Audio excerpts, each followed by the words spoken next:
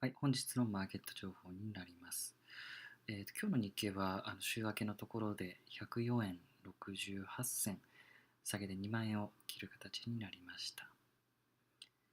で、ニューヨークダウに関しても小動きなんですけど、ナスダックは、続落で、米ドル円に関しては110円を割り込むという状況になっています。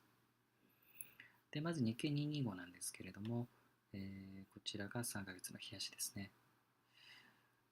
大きい特徴としては、ここのちょうど押し目のラインに入ってきていると。で、ここから反発するかどうかなんですけど、経済指標としては、本日は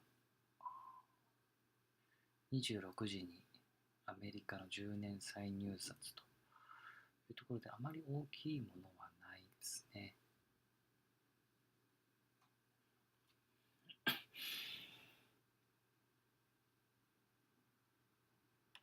ゴン前 FRB 長官の議会証言などなど ECB 金融政策を抑えてといったところでしょうか。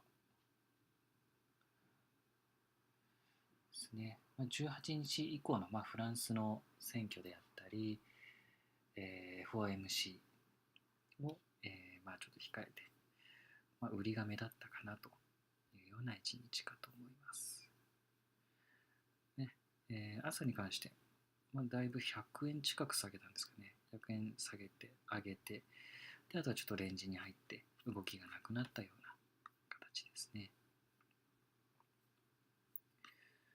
で今日の上昇としては、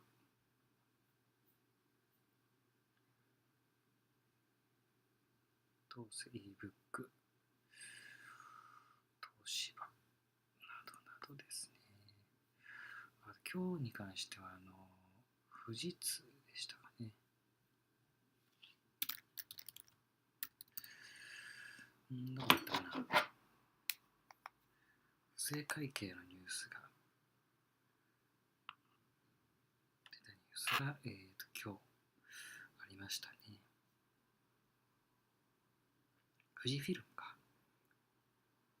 富士ゼロックスの方で、どこだったか、子会社の日本以外のところが不正会計してて、もう1兆みたいな形でね、売上市場、売上主義がマイナスに働いてしまったっていうのがありましたけど、ちょっと明日は大きく下がるんじゃないかなと。東芝に続いて最近不正会計が多いですけど、ちょっと明日あたりやばそうですね。